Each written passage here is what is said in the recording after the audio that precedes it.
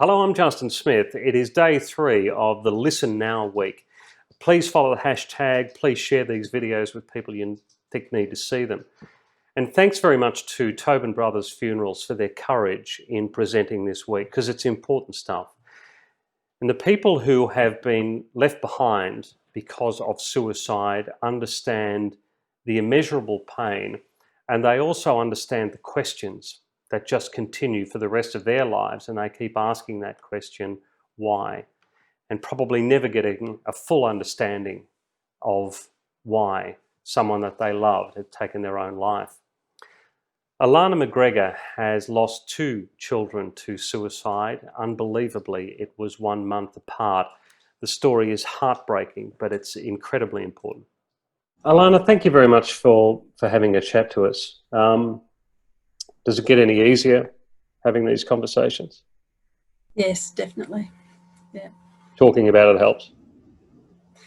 Originally, talking about it was all I could do. It was like I had to process it, and talking was my way to do that. Yeah.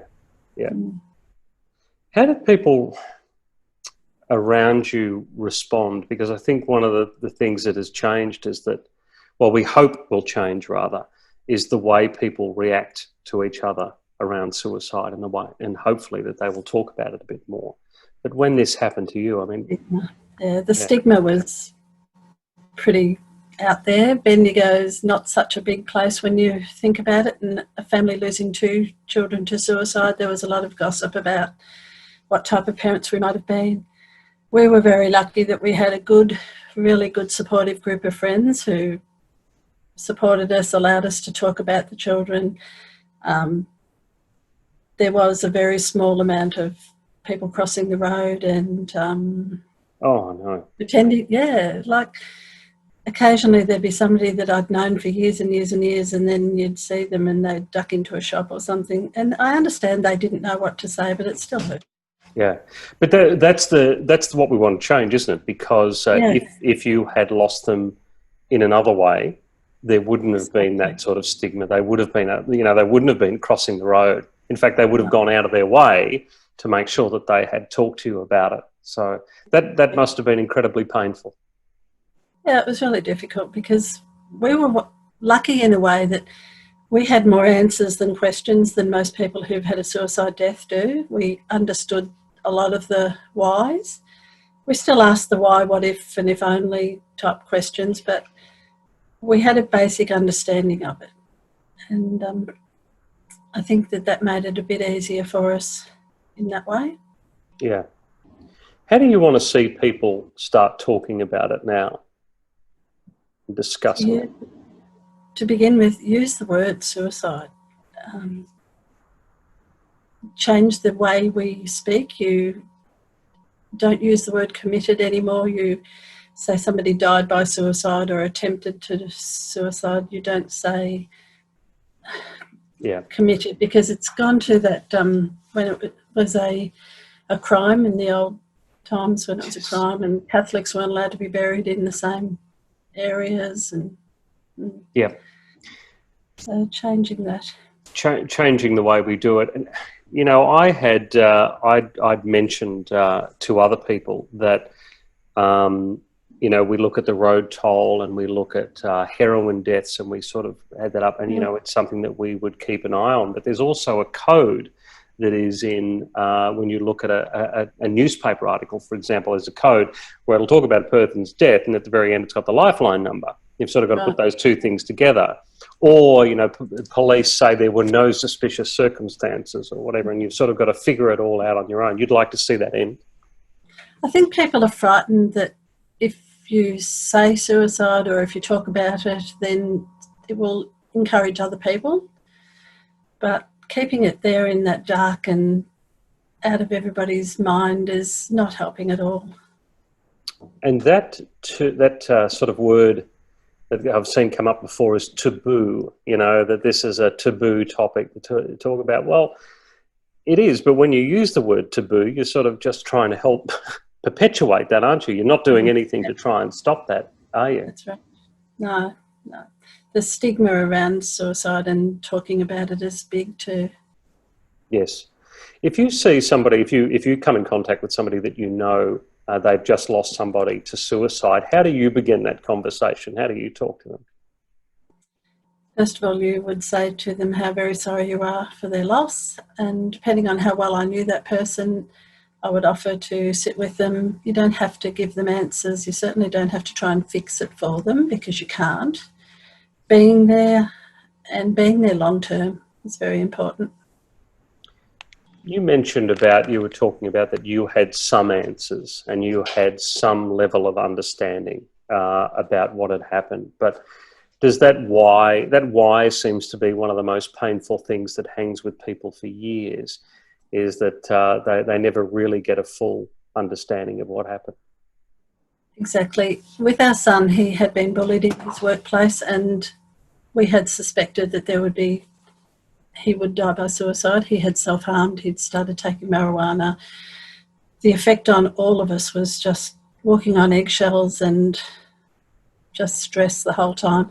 So our youngest daughter was 12 when it all started. She was 16 when she died. Yeah. It all affected her.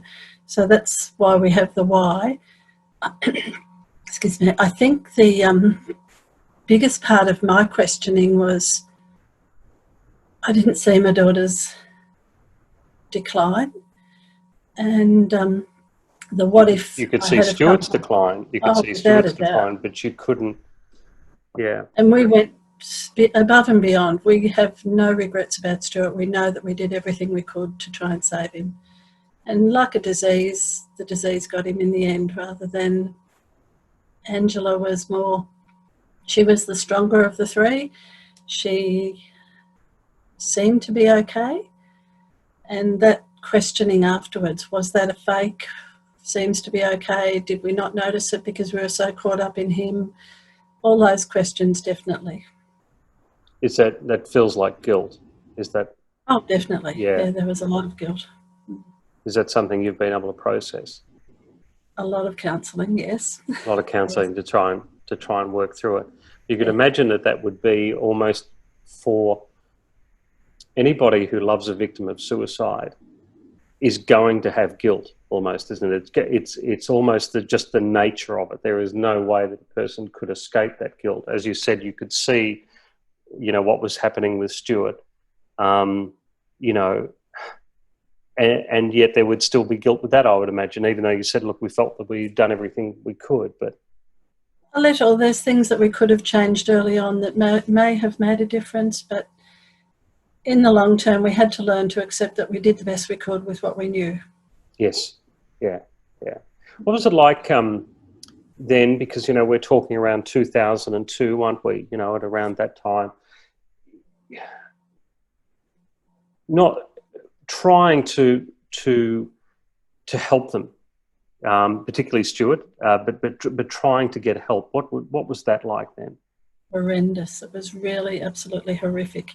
He was workplace bullying, therefore the workplace gave him 2 sessions with a counsellor, and after that he was told that he would have to pay for them himself. He wasn't working, so he couldn't. Yeah. He was an apprentice, so the TAFE took him on and gave him some counselling, but then because he'd left the workplace, they told him he'd have to find somewhere else. He just was pushed from pillar to post, and each time had to restart the story. And then when he turned 18, we were not involved. We had to live with him. We had to watch what was going on. We had to try and deal with all of the ups and downs, but we were never given any input or listened to in any way. What would you change? What would you change about that now? I mean, it sounds like you would just change everything, not from what you did, but the help and support services were there. But what would have worked far, far better now? I mean, how do we change it? So generally speaking, I would like to see one person as the counsellor, which is really hard if you're doing it through the public system because you have come and go staff and maternity leave and things like that. Private system's a lot easier because you do get that one-on-one. Support for families, no matter how old the person is, because the families live with that person. They see what's going on. I know for a fact that Stuart had gone to his psychiatrist many times and told him all sorts of things just so that he would not be put into hospital, or once he was sent to the John Bomford Centre, which in Bendigo is the CAT team, and he knew enough to not tell them too much because otherwise he might be put in hospital. So if they'd listened to us, then he might have got the help that he needed much quicker. I mean, when we've got the ability to do that now, haven't we? It's almost just a change of attitude, really. It's just a change of understanding. That's right. I don't think that the privacy issues should matter. Listening to the families is not breaking the client's privacy. They can take into account what the family says at the same time as what the client says and make an informed decision rather than just a decision based on what that person who is mentally unwell is telling them. If there's somebody, watching this right now that is a parent and that they're worried about their child and they're concerned, what would you tell them to do, and what would you tell them to look out for? As hard as it is, because you're already in that state of constant hypervigilance, I would say to continue to ask questions, continue to give your own story, and don't take no for an answer. The son, daughter, friend, family member, I would say to them, I've noticed you're unwell. Are you thinking of taking your life? I've noticed that you've got marks on your arms, you've been cutting yourself, something like that. Just put it out there. You're not going to put it in their mind, because if they're already thinking of suicide, it's already in their mind. Speaking about it sometimes gives them an out, gives them somebody really does care. Yeah. And also that, they've been thinking, look, I don't know how to tell somebody that I'm thinking of hurting myself. I don't know how to say it. So if you were the one to say it first. Yeah, and follow through. If you ask that question, be prepared to hear the answer, because you might not like what you hear. So you've got to be prepared to follow through. Got to be better at listening, by the sound of it. Yeah. Listening in different ways too. Yeah. And as a parent, that's absolutely terrifying to think that the child that you love could actually contemplate taking their life. It's really hard to believe that, even if you hear it, it's hard to believe that that could possibly happen. But you do have to try and get past that to help them. Thanks for chatting to me, Alannah. I really appreciate it. Well, and thank you for having me.